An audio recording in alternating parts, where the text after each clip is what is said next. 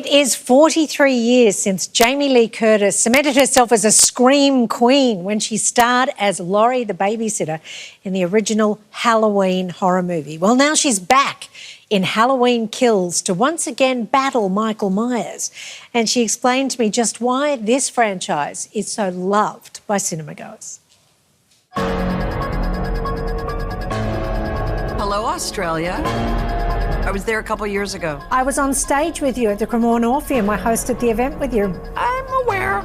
Remember, we had a little kid who was watching the movie. It was very scary. I'd like it if all of you put $1 in a bucket for the therapy that this child is and give it to her mother.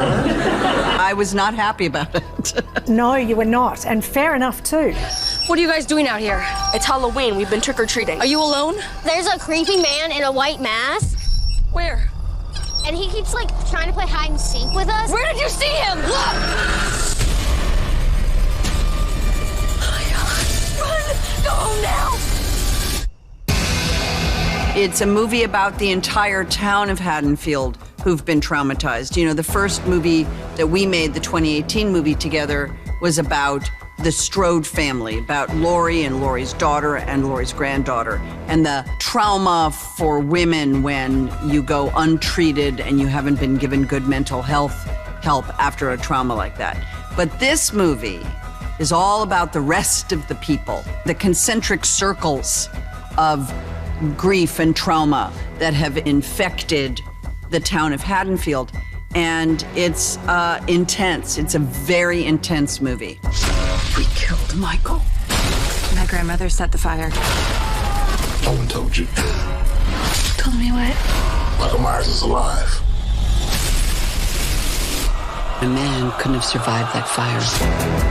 In Halloween Kills, we're picking up right after the end of the last one, but we also go back to the original, and you've recreated the house, the mask, even the camera shots, I understand, so that we're really getting a sense that we are flashing back to that original Halloween night in 1978. Yeah, that's a big part of our ambition here, is to be as authentic as we can and recreating in meticulous detail the art direction and the sets from that time period. You and Allison should not have to keep running. From a production design standpoint is one thing, and then our camera department comes in, and Steve Thompson, our gaffer, and we try to light something that feels like it's emulating the color and the palette that John Carpenter and Dean Cundey created in 1978.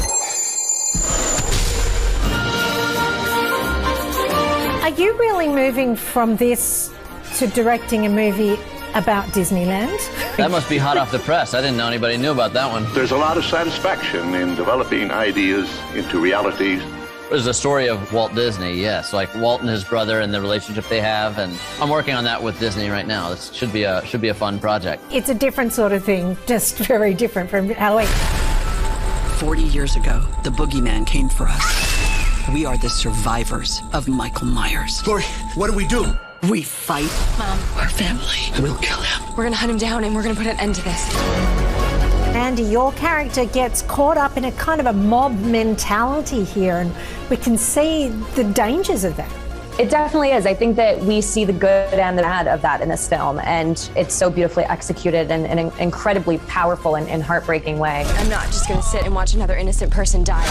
When I saw the movie, it was, I think, one of the parts that scared me the most, and also... Absolutely. Yeah, and also affected me the most was witnessing the culmination of what that meant for a specific individual. And it just is a good reminder to kind of stop and take a breath at times. It's quite important, and I think people forget that, especially in our society. I saw the boogeyman. Well, I'm here tonight. I'm not about to let anything happen to you. Jamie, after being involved in these films for such a big portion of your life, do you think you have a definitive answer yet as to why people like watching these movies? Yeah, I do. It is the story of good versus evil. Laurie Strode was the epitome of good. She was a young, smart, vulnerable high school babysitter in a small American town, confronted with the essence of evil, this man in a white mask, this enigmatic creature. And you collided them in the 1978 movie. You're not supposed to go up there. Yes, I am. You cared about her. And I think really at the core of it all, if you care about the good, then you will repel and be terrified of the bad. And the only difference between our movie and some of the lesser successful movies is you didn't care about the people. So you didn't care if they got killed, and all you could talk about was, oh my God, when they killed that guy, that was an amazing, but you didn't care about them killing him. And I think that is probably my greatest legacy, is that with John Carpenter and Deborah Hill's words, the character they created, not me, that I was able to inhabit her and represent that. And you actually cared about her. Upstairs. Upstairs, get what you want about the door. Do as I say. Hurry! This has not been my night. I saw the movie in Hollywood in 1978, and when Laurie Strode walks out of the house to go over to her friend's house where we know her friend has been strangled, and it's that super long walk between houses, right when I'm like halfway across the street and the camera goes back and forth and back and forth, a woman in a crowded theater stood up in the middle of the theater and screamed, "Girl, don't go in there! There's a killer waiting for you!" And it was in that second that I understood what John had created with vulnerability and compassion, was you cared about her. And then you're off to the races, because if you care about her and he's chasing her, your heart is racing because you want to save her. Again, if you didn't care about her, you wouldn't care. So I think that at the end of the day is the secret sauce, is it's the basic, simple story of good and evil. Michael Myers is flesh and blood, but a man couldn't have survived that fire. You are both very good. Thank you very much for your time today. Lovely to see you Nice again. pull there together with the good and evil. I'm seeing you. I'm very impressed with that.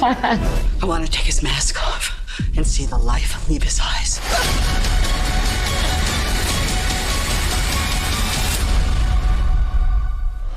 I love those films. Absolutely love them. So in this latest iteration, this is the second part of a trilogy. So there was the 2018 Halloween, then there's this one, and then there's one more to come. Oh. So you've got to keep, and they're so well done. And it's because of the magic of Jamie Lee Curtis. Mm. And you've got Kyle Richards, who's in it, who played the little girl in the 1978 movie, you know, from The Real Housewives. Yes, yes. She's all grown up, playing the grown-up version of the little girl who survived the first one. She's in this. I mean, we were just drawn into that chat, and you got all of that gold out of Jamie Lee Curtis. It was a beautiful chat. Can't wait to see you back on stage, the two of you. Yeah, it looked like we were singing, didn't it? Yeah. So Halloween Kills is in cinemas this Thursday, because in case you didn't know, Halloween is this Sunday, and Michael Myers masks will be popping. Michael Myers mask will be popping out everywhere. And how's your daughter's trauma?